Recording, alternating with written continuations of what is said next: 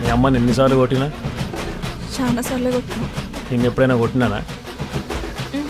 కొట్టేదాకా తెచ్చుకో.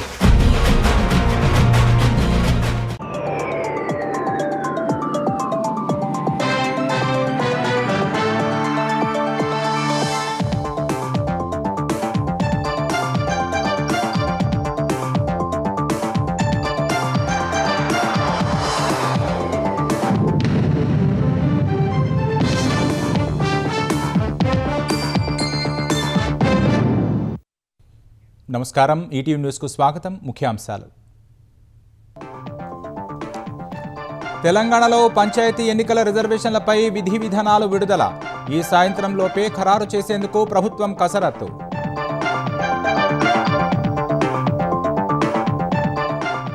తెలంగాణ డీజీపీ సమక్షంలో లొంగిపోయిన 37 మంది మావోయిస్టులు. జనజీవన స్రవంతిలోకి కొయ్యడ సాంబయ్య, అప్పాసి, ఎర్రాలు.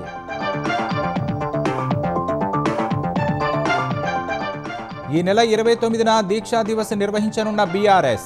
26న సన్నాహక భేటీలు పెట్టాలన్న కేటీఆర్. జిల్లా కేంద్రాలు, పట్టణాల్లో అలంకరణకు సూచన. నిర్దిష్ట కాల పరిమితితో రాజధాని రైతుల సమస్యల పరిష్కారం స్పష్టం చేసిన సిఆర్డీఏ త్రిసభ్య కమిటీ. మౌలిక వసతుల కల్పనపై చర్చ. పుట్టపర్తిలో సత్యసాయి శత జయంతి ఉత్సవాల్లో పాల్గొన్న రాష్ట్రపతి. అశేష మందికి సన్మార్గంలో నడిచే మార్గం చూపారని వ్యాఖ్య. ఢిల్లీ పేలుడు ఘటనపై దర్యాప్తులో బహిర్గతమైన మరిన్ని అంశాలు. దేశవ్యాప్త దాడులకు కుట్ర పన్నిన white collar terror module. Trump ప్రతిపాదిత శాంతి ప్రణాళికపై జెలెన్స్కీ తీవ్ర అభ్యంతరాలు. అవసరమైతే అమెరికాతో స్నేహాన్ని వదిలేస్తానని స్పష్టీకరణ.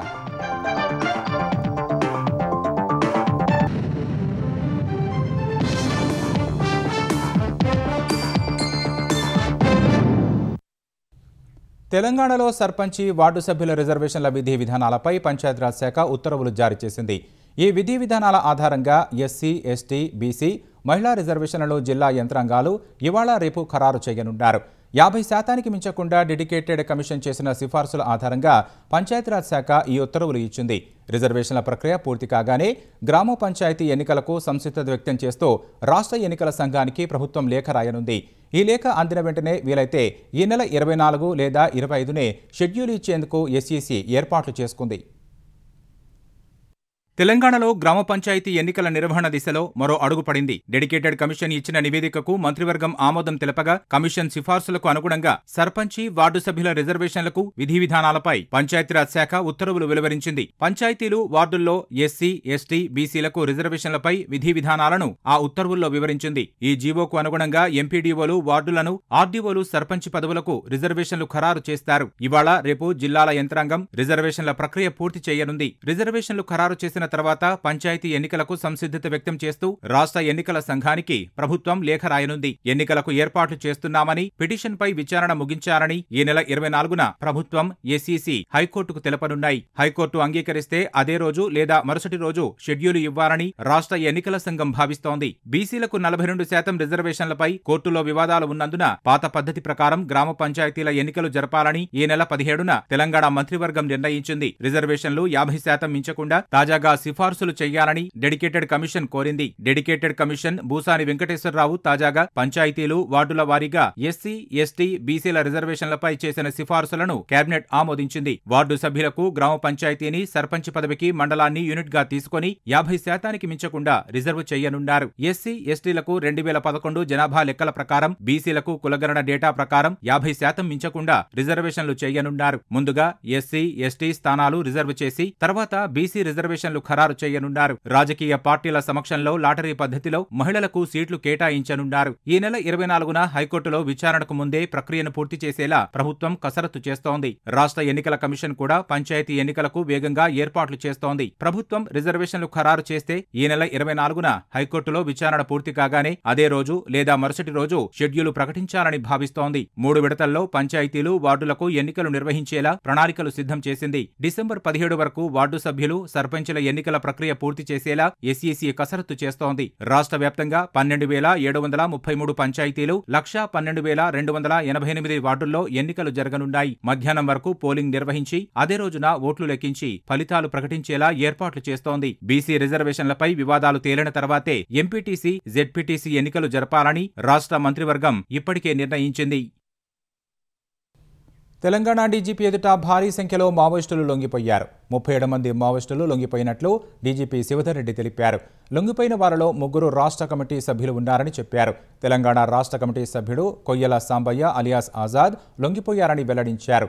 రాష్ట్ర కమిటీ సభ్యుడు నారాయణ అలియాస్ రమేష్ కూడా లొంగిపోయారని, రాష్ట్ర కమిటీ మరో సభ్యుడు సోమ్దా అలియాస్ ఎర్ర కూడా లొంగిపోయారని డీజీపీ తెలిపారు. మిగతా వారంతా ఛత్తీస్గఢ్కు చెందిన వారని శివధర్ రెడ్డి వివరించారు. అజ్ఞాతంలో ఉన్నటువంటి 37 మంది సిపిఐ మావోయిస్టుకు చెందిన పార్టీకి చెందినటువంటి వాళ్ళు పార్టీ నుంచి బయటకు వచ్చి ప్రభుత్వం ముందర ఆత్మసమర్పణ చేసుకున్నారు. ఈ 37 మందిలో 3 రాష్ట్ర కమిటీ హోదా ఉన్న వాళ్ళు, అందులో 2 తెలుగు వాళ్ళు, మిగిలిన వాళ్ళందరూ కూడా ఛత్తీస్గఢ్ రాష్ట్రానికి చెందిన వాళ్ళు. ఖమ్మం డివిజనల్ కమిటీకి చెందినటువంటి 7 ఇవాళ వాళ్ళు రావడమే కాకుండా వాళ్ళతో పాటుగా 8 తుపాకులను కూడా ఆయుధాలను కూడా తీసుకొచ్చారు. అందులో ఒక AK-47, 2 SLRలు, 4.303 తుపాకులు, మరియు ఒక G3 తుపాకి కూడా ఉంది. ప్లస్ ఈ మిగతా డిఫరెంట్ క్యాలిబర్స్ చెందినటువంటి వివిధ క్యాలిబర్లకు చెందినటువంటి 346 తూటాలు కూడా ఉన్నాయి. ఇప్పుడు బయటకు వచ్చినటువంటి నాయకుల్లో తెలంగాణ రాష్ట్ర కమిటీలో పనిచేస్తున్నటువంటి కొయ్యడ సాంబయ్య అలియాస్ ఆజాద్, ఈయన 31 సంవత్సరాలుగా అజ్ఞాతంలో ఉన్నాడు. ఇతను తెలంగాణ రాష్ట్ర కమిటీ మావోయిస్ట్ పార్టీలో చెందినటువంటి తెలంగాణ రాష్ట్ర కమిటీ సభ్యుడు. భద్రాచలం, కొత్తగూడెం, అల్లూరు సీతారామరాజు జిల్లా అంటే 2 రాష్ట్రాల చెందిలో ఉన్నటువంటి డివిజనల్ కమిటీకి ఈయన కార్యదర్శి. ఇతంది ములుగు జిల్లా గోవిందరావుపేట మండలం మొద్దులగూడెం గ్రామం. అట్లానే అప్పాసి నారాయణ ఎలియాస్ రమేష్, ఈయన 32 సంవత్సరాలుగా అజ్ఞాతంలో ఉన్నాడు. ఆయన కూడా తెలంగాణ రాష్ట్ర కమిటీ సభ్యుని హోదా ఉంది. ఇతను సాంకేతిక విభాగం టెక్నికల్ డిపార్ట్మెంట్లో సభ్యుడుగా ఇన్ఛార్జిగా ఉన్నాడు. ఇతనిది రామగుండం, పెద్దపల్లి జిల్లా. 2 తెలుగు వాళ్ళు, మిగతా వాళ్ళందరూ కూడా ఛత్తీస్గఢ్ రాష్ట్రానికి చెందిన వాళ్ళు. ఇందులో ఇంకొక రాష్ట్ర కమిటీకి చెందినటువంటి నాయకుడు ముత్సాకి సోమ్దా ఎలియాస్ ఎర్ర, ఇతను జగర్గుండా పోలీస్ స్టేషన్, సుక్మా జిల్లా, ఛత్తీస్గఢ్ రాష్ట్రానికి చెందినవాడు. ఇతను దండకారణ్య స్పెషల్ జోనల్ కమిటీకి చెందినటువంటి స్టేట్ కమిటీ మెంబరు, దక్షిణ బస్తర్ డివిజనల్ కమిటీకి చెందిన సెక్రటరీగా కూడా పనిచేస్తున్నాడు ఈయన. మొత్తం ఈ మిగతా 34 మందిలో ఛత్తీస్గఢ్ రాష్ట్రానికి చెందినటువంటి నూపో గంగా ఎలియాస్ నీలేష్, ఈయన ఏరియా కమిటీ సభ్యుడు. మడవి సుక్క, ఈమె బండి ప్రకాష్ ప్రొడక్షన్ టీం సభ్యుడు. ఈయన కర్ణం మోటు ఖమ్మం డివిజనల్ కమిటీకి చెందిన ఆయన. ఇట్లా మొత్తం 34 మంది ఉన్నారు. రాజధాని రైతుల సమస్యలను నిర్దేశిత కాలపరిమితిలో పరిష్కరిస్తామని త్రిసభ్య కమిటీ తెలిపింది. అమరావతిలోని సిఆర్డీఏ ప్రధాన కార్యాలయంలో త్రిసభ్య కమిటీ సిఆర్డీఏ ఉన్నతాధికారులతో సమావేశమైంది. రైతు జేఏసీ సభ్యులు కూడా పాల్గొన్న కమిటీ రైతుల్లో ఉన్న అపోహలు తొలగించే దిశలో కీలక నిర్ణయాలు తీసుకున్నారు. జరీబు భూముల సమస్యలను 30 రోజుల్లో పరిష్కారం చూపనున్నట్లు కమిటీ తెలిపింది. లంక భూముల సమస్యలను, అసైన్డ్ భూముల సమస్యను జగన్ జటిలం చేశారని ఆరోపించారు. రాజధాని గ్రామాల్లో అభివృద్ధి పనులకు 20 రోజుల్లో డీపీఆర్ సిద్ధమవుతుందని తెలిపారు. రాజధానికి భూములిచ్చిన రైతులకు ఎక్కడా అన్యాయం జరగదని కమిటీ స్పష్టం చేసింది. ఉండవల్లిలోని రైతుల ప్లాట్ల అభివృద్ధి పనులు ప్రారంభమైనట్లు, మిగిలిన చోట్ల పనులను ప్రారంభిస్తామని తెలిపారు. గ్రామ కంఠాల సమస్య కూడా పరిష్కరిస్తామన్నారు. రాజధాని ప్రాంతంలో 90% రైతులకు ప్లాట్లు కేటాయింపు పూర్తయిందన్న కమిటీ రాబోయే 15 ఏళ్లలో జనాభా పెరుగుదల అంచనాల ప్రకారం మౌలిక వస్తువులు కల్పించడానికి కృషి చేస్తున్నట్లు చెప్పారు. 20 రోజుల్లో డీపీఆర్ సిద్ధమవుతుందని, వచ్చే జూన్ నాటికి రాజధాని గ్రామాల్లో తాగునీరు, డ్రైన్ల నిర్మాణం పూర్తి చేస్తామన్నారు. ఎందుకంటే 90% పైన అందరికీ మన ప్లాట్స్ ఇచ్చేసాం, చక్కగా జరిగిపోతుంది. వాళ్ళకు వచ్చేటప్పటికి గ్రామాల్లో ఏ విధంగా డెవలప్ చేయాలనే దాని మీద కాంట్రాక్టర్లందరినీ 25 విలేజెస్ని NCC 4, RVR 3, Mega 13, BSR 5, LNT 3 ఈ విధంగా 25 విలేజెస్ని ఈ 5 కాంట్రాక్టర్లు డిస్ట్రిబ్యూట్ చేసుకొని విలేజ్ వైజ్గా ఒక 135 లీటర్స్ పర్ డే పర్ సిటిజన్స్కి నెక్స్ట్ 15 ఇయర్స్లో ప్రొజెక్టెడ్ పాపులేషన్ బేసిస్ మీద water, underground drainage, storm water drainage, roads, sanitation, అదేవిధంగా స్ట్రీట్ లైట్స్, ఈ 5 బేసిస్ మీద డిపిఆర్ విత్-ఇన్ 20 డేస్లో చేసి ఎమ్మెల్యే గారితో కూర్చొని గ్రామాల్లో డిస్కస్ చేసి డిసెంబర్ 15th to 30th మధ్య మాకు ఫైనల్ డిపిఆర్లు సబ్మిట్ చేస్తారు 25 విలేజెస్కి. డిసెంబర్ 30th అది అప్రూవ్ అయితే జనవరి 1st నుంచి వర్క్ చేసి 6 monthsలో అన్ని గ్రామాల్లో ఈ బేసిక్ ఫెసిలిటీస్ అన్నీ కూడా నెక్స్ట్ జూన్ 2026కి 25 గ్రామాల్లో ఇన్ఫ్రాస్ట్రక్చర్ బిల్డ్ చేస్తాం. విజయవాడ నుంచి రాజధానికి కరకట్ట మీదుగా వెళ్లే అవసరం లేకుండా సీడీ యాక్సిస్ రోడ్డు పనులు త్వరితగతిన పూర్తి చేయాలని ఏపీ పురపాలక శాఖ మంత్రి నారాయణ అధికారులను ఆదేశించారు. కొండవీటి వాగు ఎత్తిపోతల వద్ద జరుగుతున్న స్టీల్ బ్రిడ్జి నిర్మాణాన్ని వేగవంతం చేయాలని సూచించారు. రాజధానిని 16వ నంబర్ జాతీయ రహదారికి అనుసంధానం చేయడానికి కీలకమైన సీడీ యాక్సిస్ రోడ్డు నిర్మాణ పనులను మంత్రి పరిశీలించారు. కొండవీటి వాగు, గుంటూరు ఛానల్, బకింగ్హామ్ కెనాల్స్పై నిర్మిస్తున్న వంతెనలను మంత్రి పరిశీలించారు. గతంలో పెనుమాక, ఉండవల్లిలో ల్యాండ్ పూలింగ్కు కొంత భూమి ఇవ్వనందున రోడ్లు పనులు నిలిచిపోగా ఆయా ప్రాంతాలను కూడా నారాయణ పరిశీలించారు. విశ్వప్రేమకు ప్రతిరూపంగా సత్యసాయి జీవించారని రాష్ట్రపతి ద్రౌపది ముర్ము అన్నారు. సత్యసాయి బాబా బోధనలు లక్షల మందికి మార్గం చూపాయని కొనియాడారు. శ్రీ సత్యసాయి శత జయంతి ఉత్సవాల్లో రాష్ట్రపతి ద్రౌపది ముర్ము పాల్గొన్నారు. పుట్టపర్తి విమానాశ్రయంలో రాష్ట్రపతి ముర్ముకు ముఖ్యమంత్రి చంద్రబాబు, మంత్రి లోకేష్ ఘన స్వాగతం పలికారు. అక్కడి నుంచి ప్రశాంతి నిలయానికి వెళ్లారు. కుల్వంత్ హాలలో సత్యసాయి మహాసమాధి వద్ద రాష్ట్రపతి అంజలి ఘటించారు. సత్యసాయి 100 ఏళ్ల వేడుకల సందర్భంగా ఏర్పాటు చేసిన ప్రత్యేక కార్యక్రమంలో ఆమె పాల్గొన్నారు. సత్యసాయి శత జయంతి ఉత్సవాలు కేవలం వేడుకలు మాత్రమే కాదని ఆయన బోధించిన ప్రేమ, సేవ, శాంతిని ముందుకు తీసుకెళ్లాలన్న సందేశమని సీఎం చంద్రబాబు అన్నారు. This is not just a celebration of the centenary. It is a celebration of a legacy of love, service, and universal peace. I have worked closely with Babaji on many occasions. He used to call all of us Bangaru. He has taken up major drinking water projects across Telangana, Andhra, and Tamil Nadu. Such was his resolve to get a drinking water to Anantapuram, Mahabubnagar, and other drought-prone areas. Even he was ready to mortgage his own ashramam, Prashant Nilayam. Once devotees heard of his intention, they came forward in large numbers with donations, and the project became a reality. That is the grace of Satya Sai Baba. Today, we are launching Sri Satya Sai Tribal Women Healthcare Program. This is not just welfare, it is nation building in the true spirit of Manava Seva is Madhava Seva. सत्य साई बाबा के आशीर्वाद से युक्त प्रशांति निलयम में आकर और उनके जन्म शताब्दी समारोह में भाग लेकर मुझे स्वात्विक अनुभव हो रही है. मैं बहुत भाग्यशाली हूँ. श्री सत्य साई बाबा भी ऐसे ही महान विभूतियों में अपना विशेष स्थान रखते हैं. उन्होंने भी सदैव समाज कल्याण और लोगों की भलाई के लिए कार्य किया है. Sri Satya Sai Baba emphasized on the belief that service to mankind is service to God. He linked spirituality with selfless service and personal transformation. Sai Baba inspired millions to follow the path of service. आपका योगदान भारत को 2047 तक एक विकसित राष्ट्र बनाने के हमारे लक्ष्यों को पूरा करने में सहयोग सिद्ध होगा. ఢిల్లీ పేలుడు ఘటనలో మరో కీలక విషయం వెలుగులోకి వచ్చింది. దేశవ్యాప్తంగా అనేక నగరాల్లో పేలుళ్లు జరిపేందుకు వైట్ కాలర్ టెర్రర్ మాడ్యూల్ కుట్ర పన్నినట్లు తెలిసింది. ఇందుకు 2023లోనే ప్రణాళిక చేసినట్లు నిందితుడు ముజమ్మిల్ షకీల్ విచారణలో అంగీకరించినట్లు సమాచారం. 2 ఏళ్లుగా పేలుడు పదార్థాలు తయారు చేసేందుకు రసాయనాలు, పరికరాలను సేకరించామని అతడు చెప్పినట్లు తెలుస్తోంది. పేలుడు పదార్థాల తయారీకి వైట్ కాలర్ టెర్రర్ మాడ్యూల్లోని సభ్యులు 26 లక్షలు సమకూర్చుకున్నారని ఓ అధికారి తెలిపారు. ఇందులో ఉమర్ 2 లక్షలు, ముజమ్మిల్ 5 లక్షలు, ఆదిల్ రాఠర్ 8 లక్షలు, ముజఫర్ రాఠర్ 6 లక్షలు, షాహీన్ సయీద్ 5 లక్షలు సమకూర్చారని తెలిసింది. ఈ మొత్తం నుంచి హర్యానాలో జిల్లాలోని గురుగ్రామ్ నూహ్లో 3 లక్షల రూపాయలకు 26 క్వింటాళ్ల ఎన్కేపీ ఎరువులను ముజమ్మిల్ కొనుగోలు చేసినట్లు ఆ అధికారి తెలిపారు. ఫరీదాబాద్లోని వేర్వేరు మార్కెట్ల నుంచి ఎలక్ట్రానిక్ పరికరాలను సేకరించాడని వెల్లడించారు.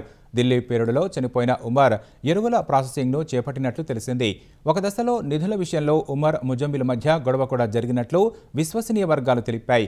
తర్వాతే ఉమర్ తన ఎరుపు రంగు ఏకోస్పోర్ట్ కారును ముజమ్మిల్కు అందించాడని వెల్లడించాయి. ఆ కారును పేలుడు జరిగిన 2 రోజుల తర్వాత ఫరీదాబాద్లో పోలీసులు స్వాధీనం చేసుకున్నారు.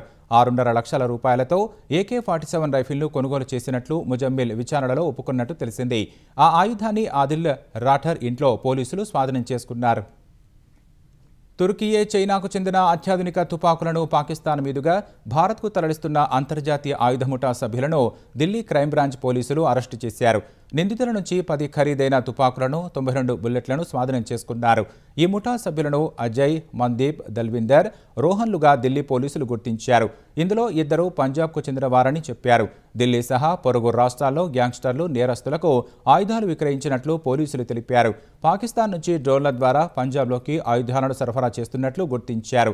నిందితుల సెల్ ఫోన్లు, బ్యాంకు లావాదేవీలు, సామాజిక మాధ్యమాల అకౌంట్ల ఆధారంగా ఎవరెవరికి ఎన్ని ఆయుధాలు విక్రయించారనే అంశంపై విచారణ చేపట్టారు. ఈ అంతర్జాతీయ ఆయుధ ముఠా పాకిస్తాన్ ISIతో సంబంధమున్న వ్యక్తుల ఆదేశాల మేరకు పనిచేస్తోందని ఢిల్లీ క్రైమ్ బ్రాంచ్ పోలీసులు తెలిపారు. తెలంగాణ సాధన కోసం నాడు కేసీఆర్ దీక్ష చేపట్టిన నవంబర్ 29న దీక్షా దివస్ను ఘనంగా నిర్వహించనున్నట్లు బీఆర్ఎస్ కార్యనిర్వాహక అధ్యక్షుడు కేటీఆర్ తెలిపారు.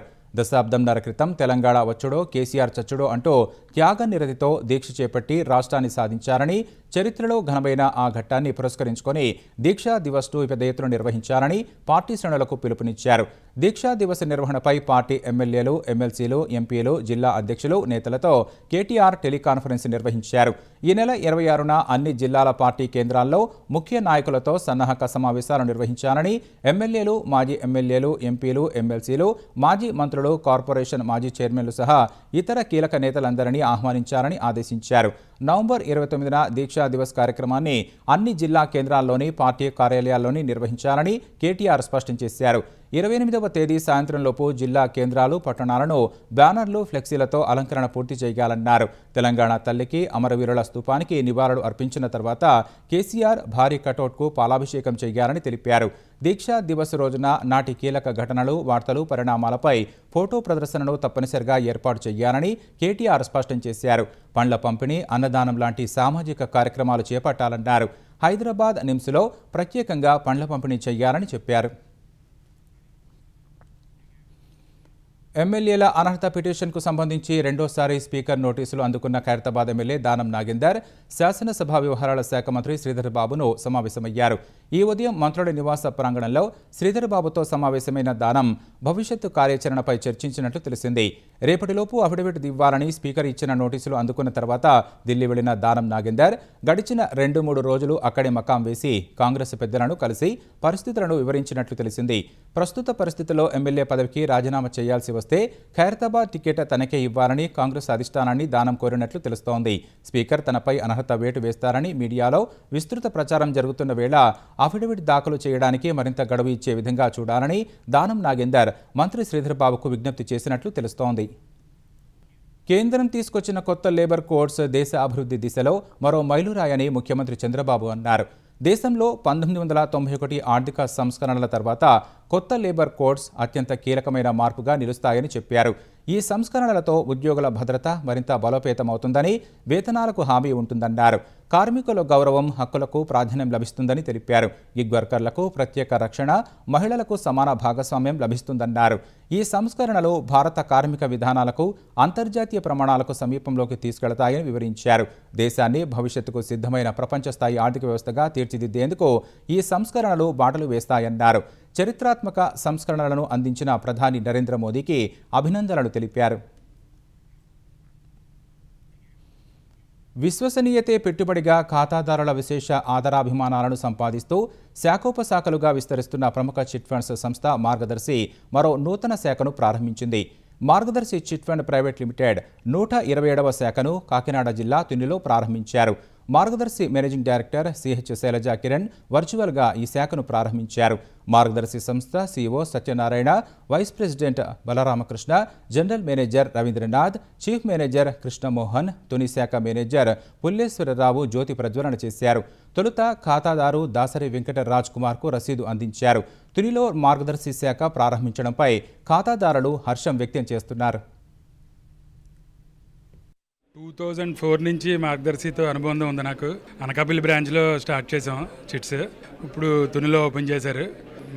నా ప్రతి డెవలప్మెంట్లోని కూడా మార్గదర్శి నాకు తోడుంది. గత 20 సంవత్సరాల నుంచి మార్గదర్శిలో నేను నెంబర్ని సామర్లకోట బ్రాంచి. ప్రతిసారి మాకు తోడుగా అన్ని రకాలు మార్గదర్శి ఉంటుంది. మాకు వ్యాపారానికి అన్ని సపోర్ట్గా మాకు మార్గదర్శి ఉంటుంది. ఈరోజు తునిలో మార్గదర్శి ఆఫీస్ పెట్టడంలో మా తుని ప్రజలకి, మాకు వ్యాపారస్తులకి మంచి సహాయకరంగా ఉపయోగపడుతుందని కోరుకుంటున్నామండి. గత నాకు 15 సంవత్సరాలుగా నాకు మార్గదర్శితో అనుబంధం ఉంది. ఇప్పటికీ కూడా నమ్మకమైన సంస్థల్లో ఇదొక మంచి సంస్థ. ఎన్నో రోజులుగా ఎన్ని అవకతవకలు వచ్చినప్పటికీ కూడా ఇది చాలా నిలకడగా నిలబడి మొత్తం అందరికి కూడా ప్రజలకు సేవలు అందించడంలో మార్గదర్శి మొట్టమొదటి స్థానంలో ఉందని నేను నమ్ముతున్నాను. మార్గదర్శి సంస్థతో చాలా సంవత్సరాల నుంచి అనుబంధం ఉందండి మాకు. ఈ విధంగా మా ఊర్లోనే రావడం కూడా ఇంకా సంతోషంగా ఉంది. మహారాష్ట్రలో ఓ డ్రైవర్కు గుండెపోటు రావడంతో జరిగిన ఘోర రోడ్డు ప్రమాదంలో 4 చనిపోగా మరికొందరు గాయపడ్డారు. గత రాత్రి 7:15 ఠానే జిల్లాలోని అంబర్నాథ్ ఫ్లైఓవర్పై ఈ ఘటన జరిగింది. శివసేన పార్టీకి చెందిన స్థానిక ఎన్నికల అభ్యర్థి కిరణ్ చాబే ఎన్నికల ప్రచారం నుంచి తిరిగి వస్తుండగా కారు డ్రైవర్ లక్ష్మణ్ షిండే గుండెపోటుకు గురయ్యారు. ఈ కారణంగా వాహనం నియంత్రణ కోల్పోయి ముందున్న 5 ద్విచక్ర వాహనాలను ఢీకొట్టింది. కారు వేగంగా ఢీకొనడంతో ఓ వ్యక్తి బైక్తో సహా ఎగిరి ఫ్లైఓవర్ కింద పడ్డాడు. ఈ ఘటనకు సంబంధించిన దృశ్యాలు అక్కడి సీసీటీవీలో రికార్డయ్యాయి. ఈ ప్రమాదంలో డ్రైవర్ షిండే మరో 3 అక్కడికక్కడే ప్రాణాలు కోల్పోయారు. మరికొందరు గాయపడగా వారిని ఆసుపత్రికి తరలించారు. ప్రమాద సమయంలో కారులో ఉన్న కిరణ్ చాబేను స్థానికులు బయటకు తీసి ఆసుపత్రికి తరలించారు. ప్రస్తుతం ఆమె పరిస్థితి నిలకడగానే ఉన్నట్లు తెలుస్తోంది. ఈ ఘటనపై పోలీసులు దర్యాప్తు చేపట్టారు. రష్యాతో యుద్ధం ముగించేందుకు అమెరికా అధ్యక్షుడు డొనాల్డ్ ట్రంప్ ప్రతిపాదించిన 28 సూత్రాల శాంతి ప్రణాళికపై ఉక్రెయిన్ అధ్యక్షుడు జెలెన్స్కీ తీవ్ర వ్యతిరేకత వ్యక్తం చేశారు. రష్యాకు అనుకూలంగా ఉందని భావిస్తున్న ఈ శాంతి ప్రణాళికను అంగీకరించి తీరాల్సిందేనన్న ట్రంప్ వ్యాఖ్యలపై వ్యతిరేకించారు. అవసరమైతే అమెరికాతో స్నేహబంధాన్ని కూడా వదులుకుంటాం, కానీ ట్రంప్ చేసిన ప్రతిపాదనలను అంగీకరించే ప్రసక్తే లేదని జెలెన్స్కీ స్పష్టం చేశారు. శాంతి ప్రణాళికను ఖచ్చితంగా అంగీకరించాలన్న ట్రంప్ వ్యాఖ్యలపై స్పందించిన జెలెన్స్కీ ప్రస్తుతం తమ దేశం చరిత్రలోనే అత్యంత క్లిష్ట పరిస్థితిని ఎదుర్కొంటోందని వ్యాఖ్యానించారు. ఉక్రెయిన్ తన ఆత్మగౌరవాన్ని కోల్పోవడమా, కీలకమైన భాగస్వామిని వదులుకోవడమా అనే రెండింటిలో ఒకటి ఎంచుకునే పరిస్థితి వచ్చిందన్నారు. ఉక్రెయిన్ ప్రయోజనాల మేరకే తమ నిర్ణయాలు ఉంటాయని, ఇందుకోసం అవసరమైతే మిత్రులను కూడా వదులుకుంటామని పరోక్షంగా స్పష్టం చేశారు. ట్రంప్ ప్రణాళికకు ప్రత్యామ్నాయాలను ప్రతిపాదిస్తామని జెలెన్స్కీ ఈ సందర్భంగా వెల్లడించారు. అమెరికా ఉపాధ్యక్షుడు జేడీ వాన్స్తో చర్చలు జరిపిన జెలెన్స్కీ యుద్ధాన్ని వీలైనంత త్వరగా ముగించాలనే ట్రంప్ ఆకాంక్షను తాము గౌరవిస్తామన్నారు. ఈ ప్రతిపాదనపై చర్చించేందుకు జెలెన్స్కీ త్వరలోనే ట్రంప్తో భేటీ కానున్నట్లు తెలుస్తోంది. అటు ట్రంప్ శాంతి ప్రణాళికను స్వాగతించిన రష్యా అధ్యక్షుడు పుతిన్ ఉక్రెయిన్ ఆ ప్రతిపాదనలను అంగీకరించి తీరాల్సిందేనని వ్యాఖ్యానించారు. ఉక్రెయిన్ సహా నాటో మిత్ర దేశాలు ఇప్పటికీ భ్రమలోనే జీవిస్తున్నాయని ఎద్దేవా చేశారు. యుద్ధంలో రష్యాను ఓడించగలమని వారు కలలు కంటున్నారని విమర్శించారు. యుద్ధం ముగింపునకు రష్యా సిద్ధంగా ఉందని పుతిన్ పేర్కొన్నారు. ఈ ప్రణాళికపై వివరణాత్మక చర్చకు సిద్ధమని తెలిపారు. అది జరగకపోతే యుద్ధం కొనసాగుతుందని హెచ్చరించారు. ట్రంప్ చేసిన 28 ప్రతిపాదనల ప్రకారం డొనెట్స్క్ సహా పలు కీలక ప్రాంతాలను ఉక్రెయిన్ వదులుకోవాల్సి వస్తుంది. ఉక్రెయిన్ తన సాయుధ దళాలను 6 లక్షలకే పరిమితం చేయాలి. నాటోలో చేరబోమని ఉక్రెయిన్ తన రాజ్యాంగంలో పొందుపరచాలి. ఉక్రెయిన్లో తమ బలగాలను మోహరించబోమని నాటో అంగీకరించాలి. ఐరోపా సమాఖ్యలో చేరేందుకు ఉక్రెయిన్కు అర్హత లభిస్తుంది. ఉక్రెయిన్ భద్రతా గ్యారంటీలు ఉంటాయి. అణ్వాయుధాలకు ఉక్రెయిన్ దూరంగా ఉండాలి. ఉక్రెయిన్ ఐరోపాపై ఆక్రమణకు దిగబోనని రష్యా తన చట్టంలో పొందుపరచాలి. ఈ ప్రణాళికలో భాగంగా ఉక్రెయిన్ పునరుద్ధరణకు సహకరించే విధంగా పలు అంశాలను కూడా చేర్చారు. ఆపరేషన్ సింధూర్ను చైనా తనకు అనుకూలంగా వాడుకుందని అమెరికా పేర్కొంది. భారత్ పాక్ మధ్య జరిగిన సైనిక ఘర్షణను అవకాశవాదంగా ఉపయోగించుకొని తమ అత్యాధునిక ఆయుధాలను చైనా పరీక్షించినట్లు US China economic and security review commission వెల్లడించింది. భారత్తో పోరులో పాకిస్తాన్ ఎక్కువగా చైనా ఆయుధాలను వాడిందని ఆ సంస్థ తెలిపింది. చైనా తమ ఆయుధ సామర్థ్యాన్ని ఈ యుద్ధం ద్వారా తెలిపే ప్రయత్నం చేసిందని వెల్లడించింది. భారత్ పాక్ ఘర్షణ సమయంలో తన ఆయుధ సంపత్తిలోని HQ-9 వాయు రక్షణ వ్యవస్థ, PL-15 గగనతల క్షిపణులు, J-10 ఫైటర్ జెట్లను చైనా పరీక్షించిందని అమెరికా నివేదిక పేర్కొంది. భారత్ పాక్ మధ్య ఘర్షణలు ముగిసిన తర్వాత J-35 ఐదో తరం యుద్ధ విమానాలు 40, KG-500 విమానాలు సహా బాలిస్టిక్ క్షిపణులను పాక్కు విక్రయించడానికి చైనా ముందుకొచ్చినట్లు తెలిపింది. ఈ ఏడాది జూన్లో ఇరు దేశాల మధ్య ఇందుకు సంబంధించి ఒప్పందం కుదిరినట్లు అమెరికా నివేదిక వెల్లడించింది. భారత్ పాక్ సంక్షోభ సమయంలో వాడిన ఆయుధాలు విజయవంతమైనట్లు చైనా రాయబార కార్యాలయాలు గొప్పగా ప్రచారం చేసుకున్నట్లు ఈ నివేదికలో అమెరికా స్పష్టం చేసింది. ఇదే సమయంలో ఫ్రాన్స్కు చెందిన రఫేల్ యుద్ధ విమానాల ప్రతిష్టను దెబ్బతీసేందుకు చైనా ఓ తప్పుడు ప్రచారాన్ని నడిపిందని పేర్కొంది. ఈ మేరకు ఫ్రాన్స్ నిఘా వర్గాలు పేర్కొన్నట్లు అమెరికా నివేదిక తెలిపింది. తమ ఆయుధాలు రఫేల్ను కూల్చివేసినట్లు AI వీడియో గేమ్ ఇమేజ్లను చైనా నకిలీ సోషల్ మీడియా ఖాతాల ద్వారా ప్రచారం చేసిందని వెల్లడించింది. J-35 యుద్ధ విమానాలను అమ్ముకునేందుకు చైనా ఈ ప్రయత్నం చేసినట్లు తెలిపింది. భారత్ పాకిస్తాన్ మధ్య యుద్ధాన్ని తానే ఆపారని అమెరికా అధ్యక్షుడు డొనాల్డ్ ట్రంప్ మరోసారి గొప్పలు చెప్పుకున్నారు. భారత్ పాక్ యుద్ధమే కాకుండా మరో 7 యుద్ధాలు జరగకుండా శాంతి ఒప్పందాలు కుదిర్చినట్లు చెప్పారు. న్యూయార్క్ మేయర్గా ఎన్నికైన మమ్దానీతో శ్వేతసౌధంలో సమావేశమైన ట్రంప్ భారత్ పాక్ యుద్ధాన్ని చర్చల ద్వారా ఆపినట్లు తెలిపారు. ఈ ఏడాది మే 10 నుంచి ఇప్పటి వరకు 60 కంటే ఎక్కువ సార్లు ట్రంప్ ఇదే మాట చెప్పుకున్నారు. ఆపరేషన్ సింధూర్ సమయంలో రాత్రంతా చర్చించిన తర్వాత కాల్పుల విరమణ ఒప్పందానికి భారత్ పాక్ అంగీకరించినట్లు ట్రంప్ చెప్పారు. యుద్ధాన్ని ముగించకపోతే 2 దేశాల దిగుమతులపై 350% సుంకాలు విస్తారని హెచ్చరించడం వల్లే అది సాధ్యమైనట్లు ట్రంప్ గొప్పలు పోతున్నారు. అమెరికా కాలిఫోర్నియా రాష్ట్రంలో వరుస తుపానులతో కురుస్తున్న వర్షాలు జనజీవనంపై తీవ్ర ప్రభావం చూపుతున్నాయి. భారీ వర్షాలకు లాస్ ఏంజలస్లో లోతట్టు ప్రాంతాలు జలమయమయ్యాయి. పలుచోట్ల ఇళ్లలోకి వరద చేరింది. హంటింగ్టన్లో ఓ చెరువు పొంగిపొర్లగా సమీపంలోని ఓ ప్రాంతం నీట మునిగింది. వేగంగా వీస్తున్న గాలులకు పలుచోట్ల చెట్లు విరిగి నేలకొరిగాయి. ఆరెంజ్ కౌంటీలో మట్టి చెరువులు విరిగిపడే అవకాశం ఉందని అధికారులు హెచ్చరించగా ప్రజలు సురక్షిత ప్రాంతాలకు తరలి వెళ్లారు. ముఖ్యాంశాలు మరోసారి. తెలంగాణలో పంచాయతీ ఎన్నికల రిజర్వేషన్లపై విధి విధానాలు విడుదల. ఈ సాయంత్రంలోపే ఖరారు చేసేందుకు ప్రభుత్వం కసరత్తు.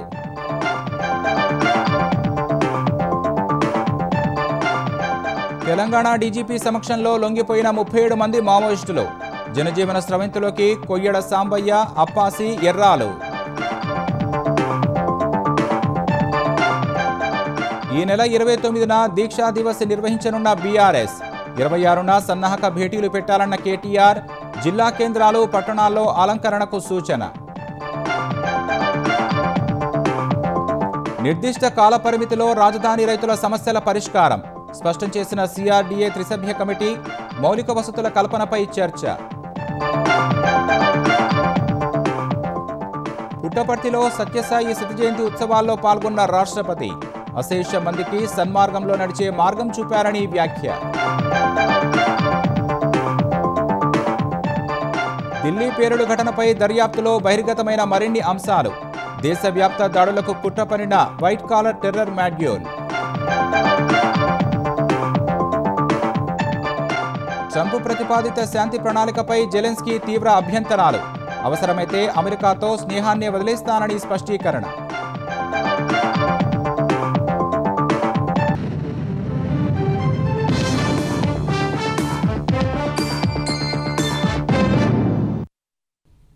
ఈటీ న్యూస్ సమాప్తం. నమస్కారం.